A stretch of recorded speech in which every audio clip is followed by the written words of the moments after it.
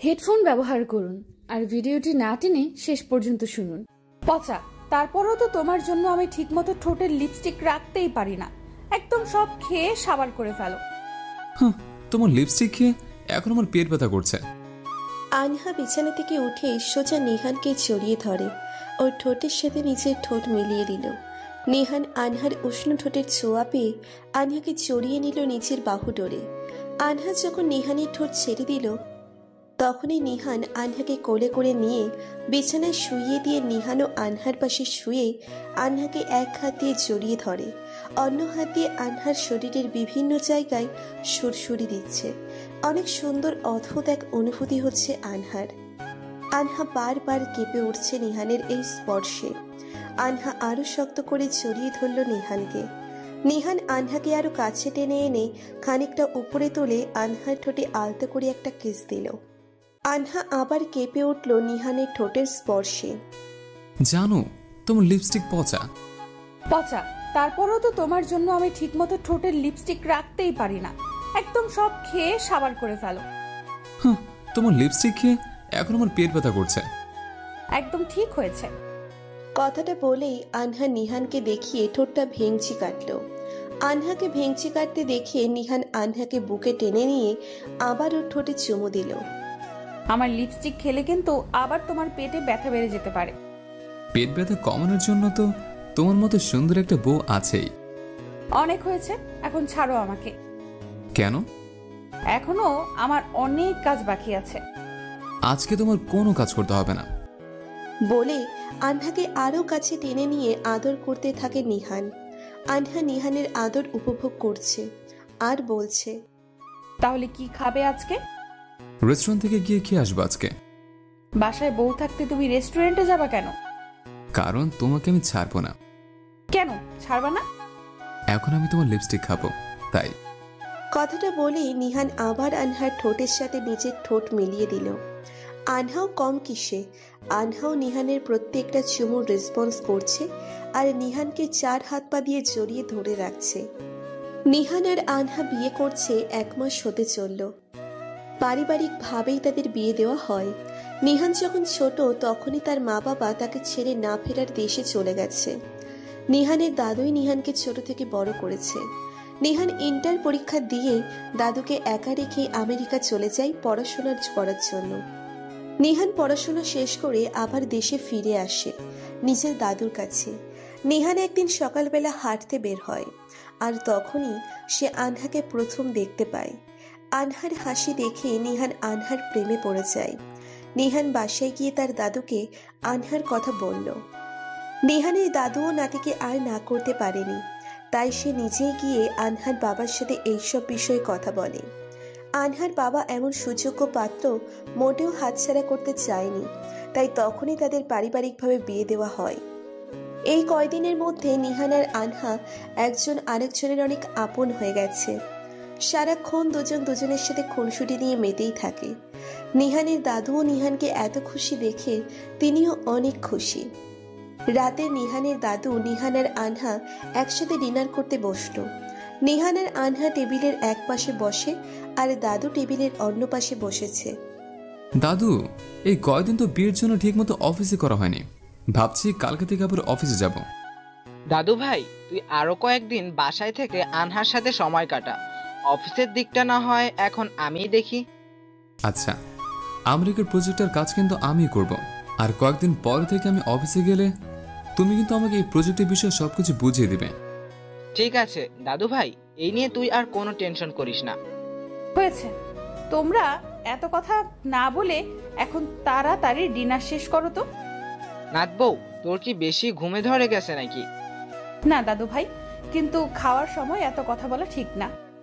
নাত বউ, তুই একদম ঠিক কথা বলছিস।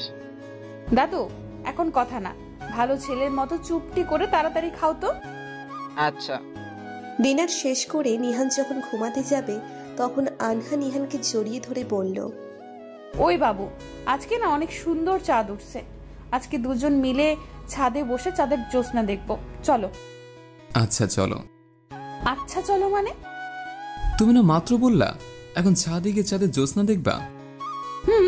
বলছি তো, কিন্তু আমি ছাদে হেঁটে যেতে পারবো না। আনহা কোমরে হাত দিয়ে নিহানের চোখের দিকে তাকিয়ে চোখের পাপড়িগুলো নাচিয়ে কথাটা বলল।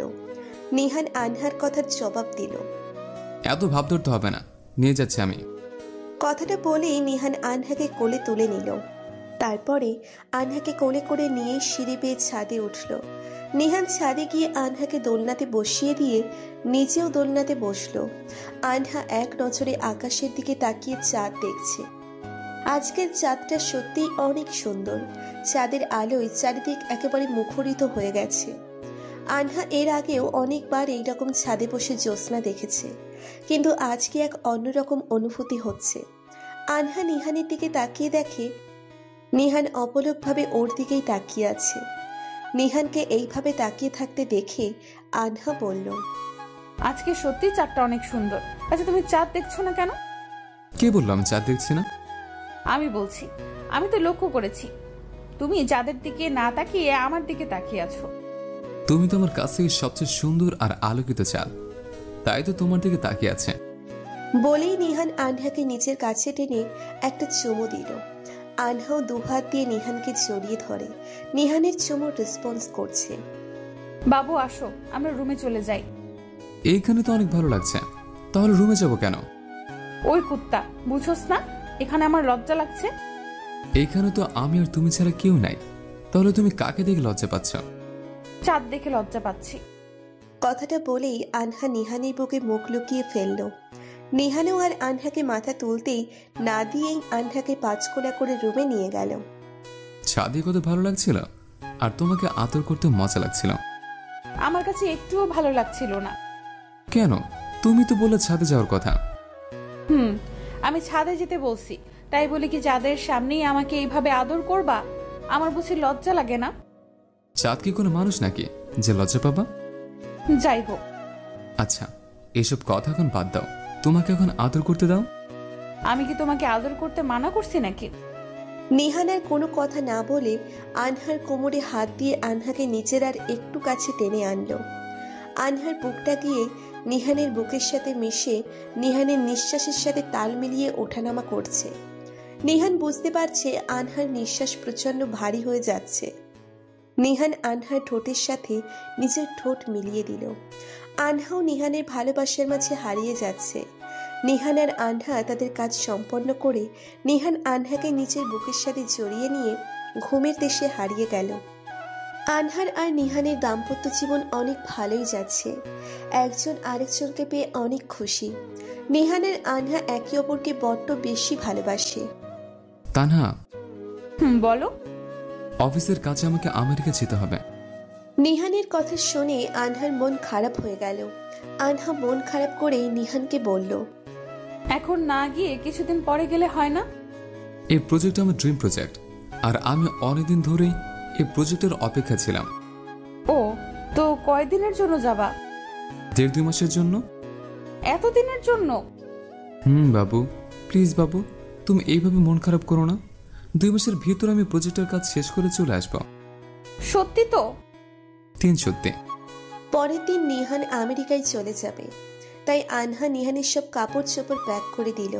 আর নিহান যে কয়দিন আমেরিকায় থাকবে আনহা ততদিন বাবার বাসায় থাকবে, তাই আনহা নিজের কিছু কাপড়ও প্যাক করে নিল। আনহা প্যাক করা শেষ করে ফ্রেশ হয়ে নিচে চলে গেল রাতের খাবার খেতে। আনহা টেবিলে সবকিছু সাজিয়ে তারপরে নিহানকে ডাক দিল। নিহান আর আনহা একসাথে রাতের খাবার খেয়ে ঘরে এসে শুয়ে পড়ল। আনহা নিহানকে একদম আষ্টে পৃষ্ঠে জড়িয়ে ধরে শুয়ে আছে।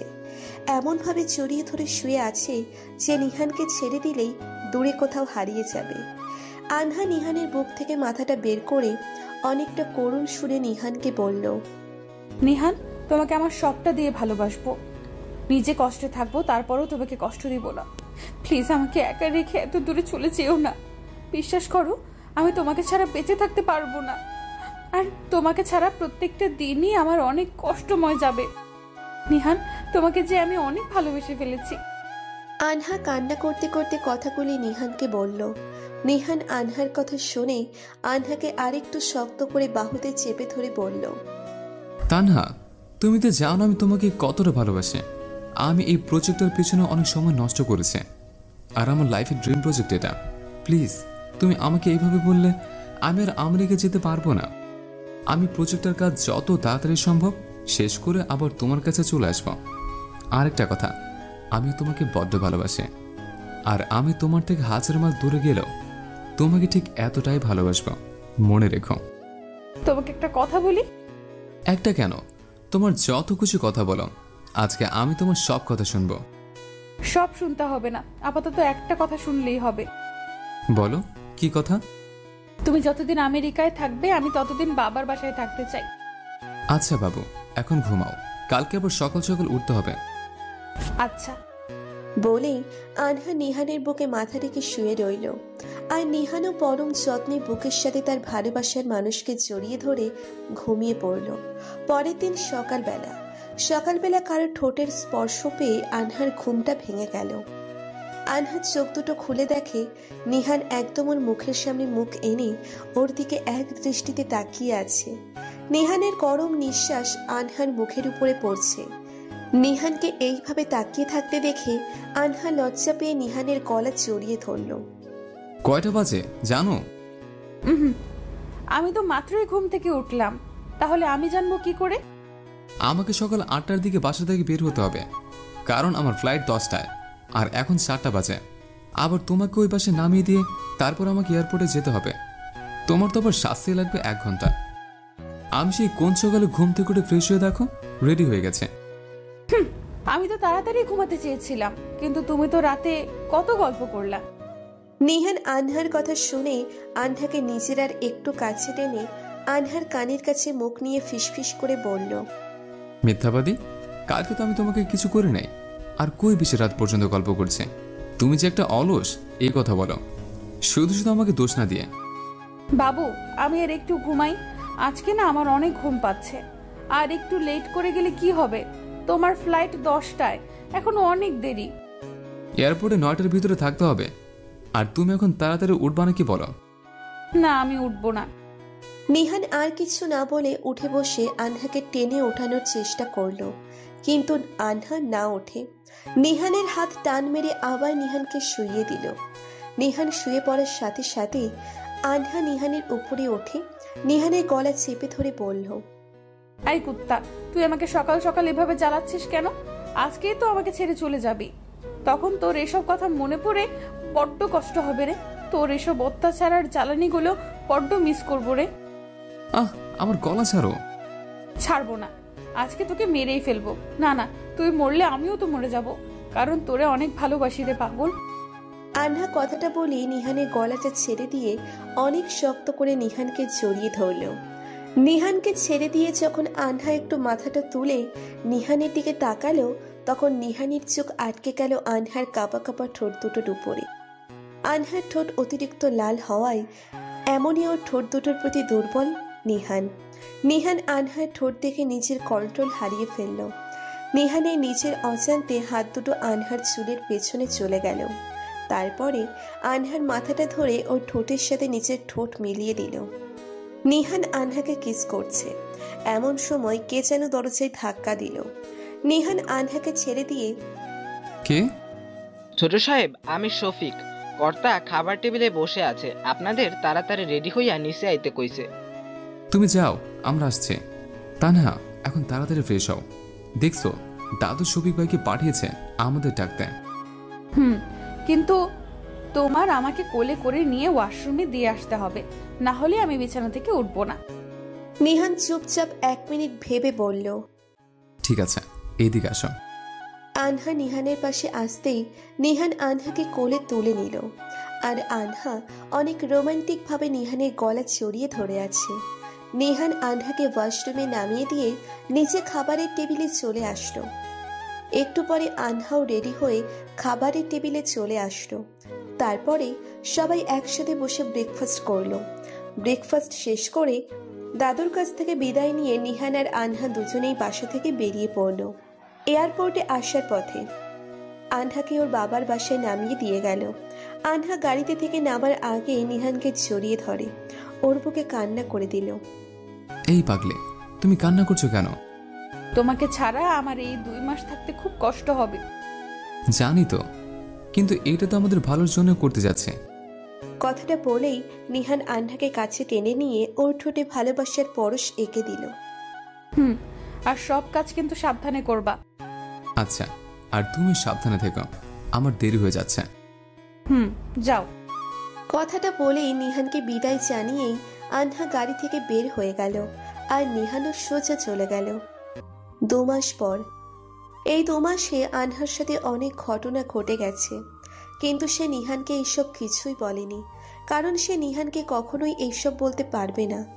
আমেরিকায় নিহান সব কাজ ঠিকঠাকভাবে শেষ করে আবার দেশে ফেরার জন্য উদ্দেশ্যে রওনা দিল।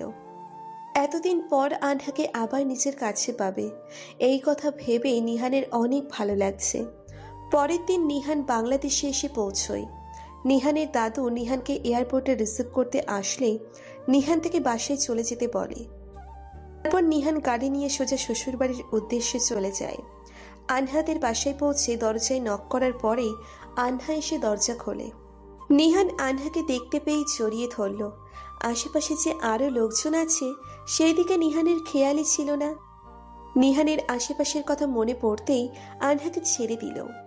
আনহা নিহানের কাছ থেকে ছাড়া পেয়েই লজ্জায় দৌড়ে রুমে চলে আসলো। নিহান সবার সাথে কিছুক্ষণ কথা বলে ফ্রেশ হওয়ার কথা বলে আনহার রুমে চলে গেল।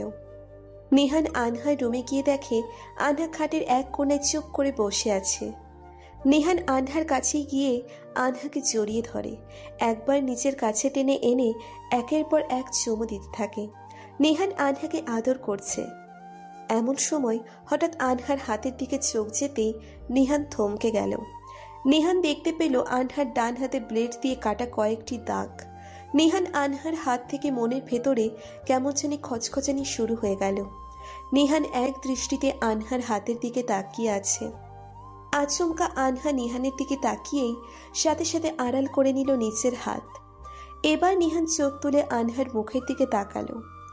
নিহান আনহার দিকে তাকিয়ে দেখে আনহার মুখের মধ্যে কেমন জানি মলিন একটা ভাব ফুটিয়ে অসহায়ের মতো তাকিয়ে আছে। তানহা, তোমার হাত ব্লেড দিয়ে এভাবে কাটলো কেমন করে? তোমাকে কেন বলতে যাব? এই 2 মাস তো ঠিকমতো খবরও নাও নাই। আমি জিজ্ঞেস করছি, হাত কি করে কাটলো? তোমার উপরে রাগ করে কাটছি।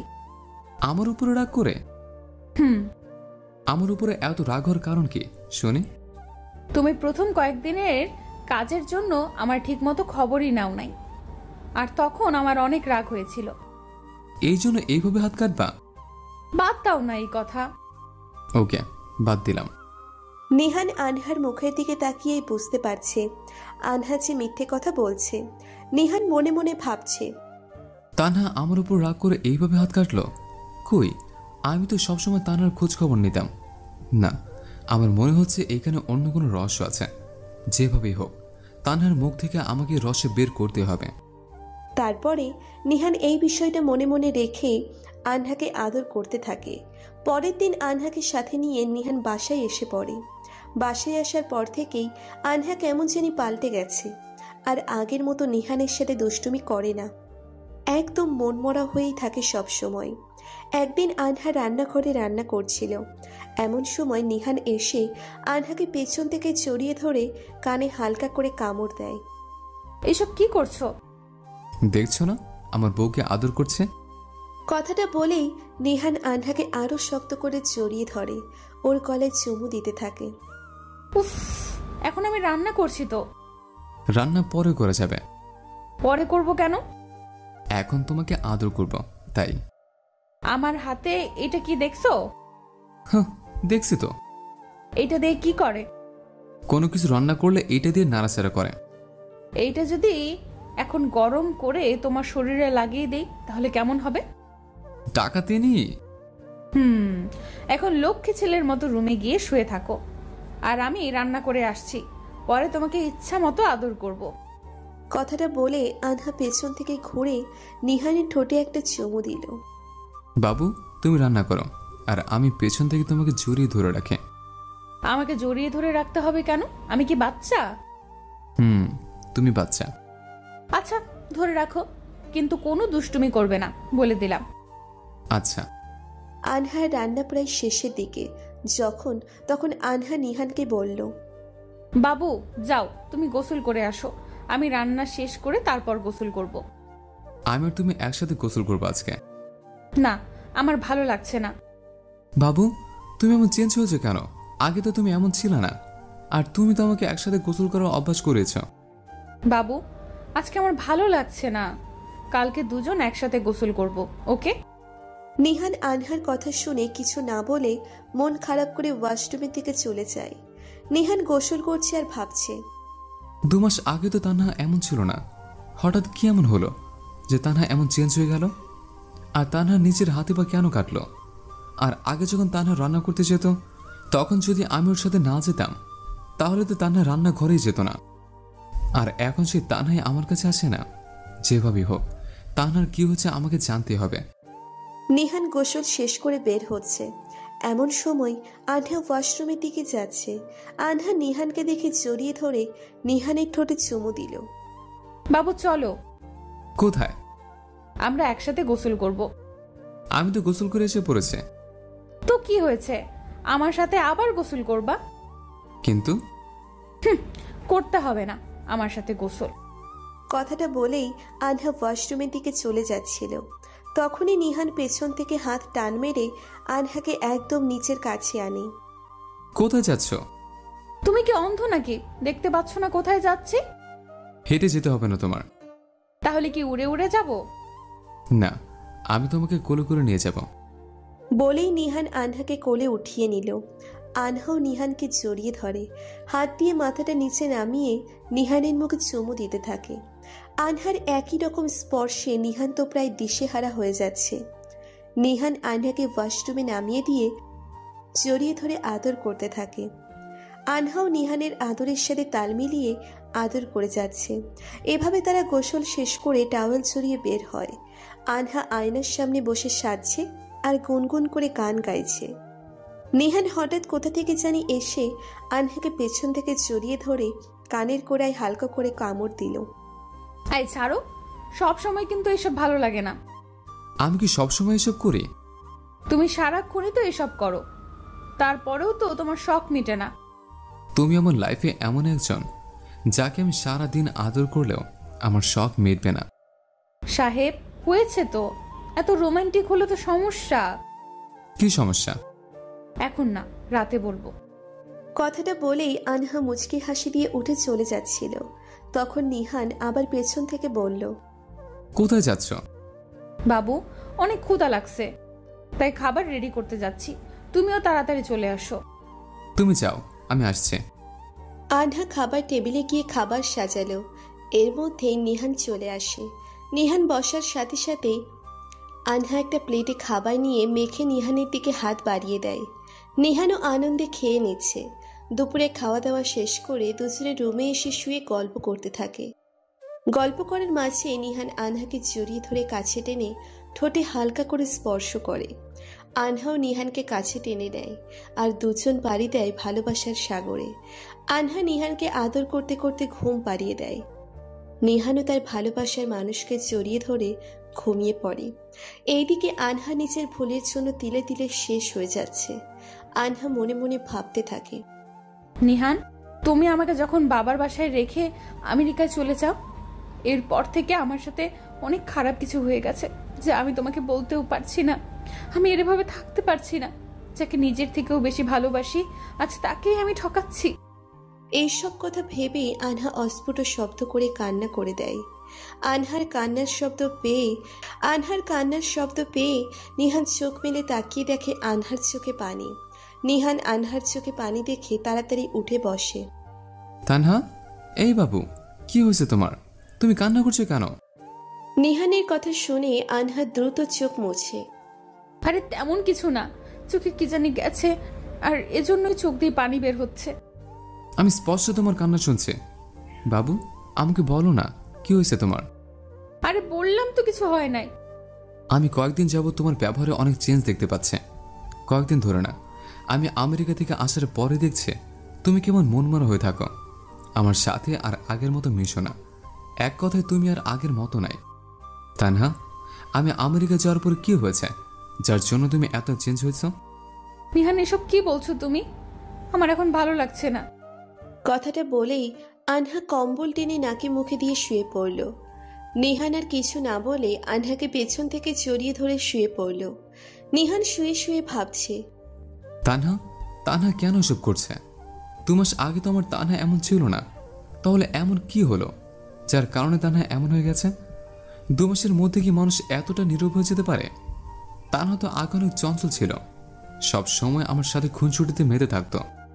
তানহা তো বলছে না ওর কি হয়েছে, তাহলে কি করে জানবো?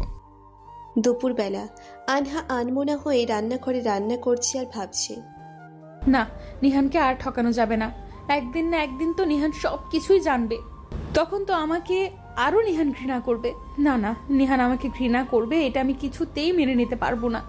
নিহানকে আমি অনেক ভালোবাসি, আর নিহানকে এই কথা বলার আজকেই একটা উপযুক্ত দিন। যাই হোক, আজকে যে করেই হোক আমি নিহানকে সব সত্যি কথা বলে দিব। আনহাও দৌড়ে বেডরুমে গিয়ে নিহানের কাঁধে হাত রেখে নিহানের চোখের দিকে এক মনে তাকিয়ে, আমিও তো একসময় খুব স্বাভাবিক ছিলাম, চঞ্চল ছিলাম, সদা হাসি খুশি মিশুক ছিলাম, কিন্তু যেদিন তুমি আমাকে বাবার বাসায় রেখে আমেরিকা যাও সেদিন থেকেই আমার জীবনটা একদম পাল্টে গেছে। জানো নিহান, আমার না একটা খুন করতে ইচ্ছা ছিল, আমার না একটা খুন করার ইচ্ছা ছিল। এই খুনটা করে আমি ফাঁসিতে ঝুললেও কষ্ট পেতাম না। তানহা এসব কি বলতেছো তুমি? আমার কথা এখনো শেষ হয়নি, আর আজকে অনেক কষ্টে আর একটা কারণে তোমাকে এই কথাগুলো বলছি। আচ্ছা বলো। তোমাকে সরাসরি এই কথাগুলো বলতেই আমার অনেক কষ্ট হচ্ছে, কিন্তু কথাগুলো তোমার জানা অনেক দরকার। তাহলে শোনো, যেদিন তুমি বাসায় রেখে এলে ওই দিন বড় আপু আর দুলাভাই আমাদের বাসায় আসে। পরের দিন বাসা একদম ফাঁকা ছিল, আপুর নাকি বেবি হবে, তাই আম্মু ডাক্তারের কাছে নিয়ে গেছে আপুর সাথে, আর আব্বু অফিসে। আমার দুলাভাই আমাকে বাসায় একা পেয়ে কোনো কথাবার্তা নেই আচমকা জোর করে চাপটে ধরলো। আমি কিছুই বুঝলাম না। তুমি তো জানো আমি ইরফান ভাইকে ভাইয়া বলেই ডাকতাম, কোনো দিন দুলাভাই পর্যন্ত ডাকি নাই। আমার বড় ভাই নাই, তাই আমি ইরফান ভাইকে আমার আপন ভাইয়ের মতোই দেখতাম। আর এই শয়তানটা আমার সাথে সেদিন যা করলো নিহান, আমি সর্বশক্তি দিয়ে লোকটার সাথে লড়াই করেছিলাম, কিন্তু লোকটার নোংরা চরিত্র, কুৎসিত হাত আমার সারা শরীর এলোমেলো ভাবে ছুঁয়ে দিচ্ছিল। নিহান, আমি আর বলতে পারছি না, আমার অনেক কান্না পাচ্ছে। তুমি কথা বাসার কাউকে বললে না কেন? আর তখন আমাকে বা ফোনে বললে না কেন? তোমাকে বলতে চেয়েছিলাম, কিন্তু বলার সাহসটা পাইনি। জানো আমি আরো বেশি কষ্ট কখন পেয়েছি? কখন? আমি আপুকে যখন এই কথাগুলো বললাম, আপু সব শুনে আমার হাতে পায়ে ধরে বলল, বোন তুই কাউকে এসব বলিস না, আমি নিজে ইরফানের বিচার করব, ওকে আমি রিহাই দিব না। তবে দুলা ভাইরা শালিদের সাথে একটু একটু দুষ্টামি করেই থাকে, তোর সাথে মনে হয় তেমন কিছুই করেছে। জানো সেদিন আপুর কথায় আমার অনেক রাগ আর কষ্ট হয়েছিল। নিজের মায়ের পেটের বোনের এই কথা শুনেই আমি অনেক ভয় পেয়ে গেছিলাম, তখন তোমাকে কথাটা বলতে পারিনি। জানো সেদিন আমি কষ্ট কমাতে জীবনের প্রথম ব্লেড দিয়ে হাত কাটি, আমি ভীষণ ভয় পেয়ে অজ্ঞান হয়ে গেছিলাম। রেহান তুমি তো জানো আমি রক্ত দেখে অনেক ভয় পাই, তোমার আমানত আমি পবিত্র রাখতে পারিনি বলেই ইচ্ছা মতো রাগের মাথায় ব্লেড দিয়ে হাত কাটি। জানো নিহান, আমার হাতে ব্লেড দিয়ে কাটা সকল দাগ ওই হারামির লালসা আর আমার শরীরকে ভোগ করার সাক্ষী। তানহা তুমি না বললে আজকে এই কথাটা বলার একটা কারণ আছে? কি কারণ আমাকে কি বলা যাবে? বলছি, আজ ইরফান হারামিটা গাড়ি অ্যাক্সিডেন্ট করে মারা গেছে। আমার এক বিন্দুও কষ্ট হচ্ছে না, বরং রাগ হচ্ছে ঈশা আপুর উপর। এই মেয়েটার কেন ইরফানের মতো একটা পিশাচকে বিয়ে করতে হবে? আর ওই ইরফানের বেবিটাও এখন ঈশা আপুর পেটে। তাদের কথা ভেবেই আমার এখন অনেক কষ্ট হচ্ছে। আনহা কথাটা অনেক রেগেই বলেছে। নিহান আনহার চোখের দিকে তাকিয়ে বুঝতে পারছে আনহা অনেক রেগে গেছে। আনহার সব কথা শুনে নিহানের একটুও রাগ হচ্ছে না, বরং সত্যটা জানার পরে আগের থেকে ভালোই লাগছে। আর এই ভুল তো আনহা করেনি, তাহলে শুধু শুধু আনহাকে শাস্তি দেওয়া ঠিক না। যে ভুল করেছে সে উপযুক্ত শাস্তি পেয়েছে। তানহা তুমি আর এসব নিয়ে ভেবে কষ্ট পেও না, আমি তোমাকে একটুও ভুল বুঝিনি। তোমার সাথে যা হয়েছে উপযুক্ত শাস্তি পেয়েছে। বলেই আনহা নিহানকে জড়িয়ে ধরে হাউমাউ করে কান্না করে দিল। নিহান 2 হাত দিয়ে আনহাকে জড়িয়ে ধরল। মাঝরাতে, এই ছেলে চলো না ছাদে যাই, তোমার কাঁধে মাথা রেখে চাঁদ দেখবো আমি। আনহার কথাটা শুনে নিহানের অনেক ভালো লাগছে, কারণ আগে আনহা প্রায় সময় নিহানকে এইরকম আবদার করত, কিন্তু আজকে অনেক দিন পরে এইরকম আবদার করায় নিহানের অনেক বেশি ভালো লাগছে। তাই নিহান আর না করতে পারল না। তুমি ছাদে যেয়ে বসো, আমি চা নিয়ে আসছি। ওকে। নিহান ছাদে চলে আসলো। নিহান ছাদে এসে দেখে আজকে অনেক সুন্দর করে চাঁদ উঠেছে, আর চাঁদের জ্যোৎস্নায় চারিদিক আলোকিত হয়ে আছে। কিছুক্ষণ পর আনহা আসলো, নীল শাড়ি আর কপালে একটা নীল টিপ পরে। আনহাকে অনেক সুন্দর লাগছিল। নিহান তো আনহার উপর থেকে চোখই সরাতে পারছে না। আনহাকে একদম নীল পরীর মতো লাগছে। এইভাবে তাকিয়ে কি দেখো? তোমাকে দেখে। আনহা নিহানের পাশে বসলো। নিহান এখনো আনহার দিকেই অপলক তাকিয়ে আছে। আচ্ছা, তুমি কি একসাথে দুইটা চাঁদ কখনো দেখেছ? আমার জানা মতে চাঁদ তো একটা, তাহলে দুইটা দেখবো কি করে? এই যে আমার পাশে আরেকটা চাঁদ দেখতে পাচ্ছে। নিহানের কথা শুনে আনহা লজ্জায় লাল হয়ে নিহানের বুকে মুখ লুকিয়ে ফেলল। নিহান চায়ের কাপটা পাশে রেখেই আনহাকে কোলে তুলে সোজা বেডরুমে চলে গেল। পরেরটুকু তো আপনারা জানেনই। চ্যানেলটি সাবস্ক্রাইব করে বেল আইকনটি অন করে রাখুন। ধন্যবাদ সবাইকে।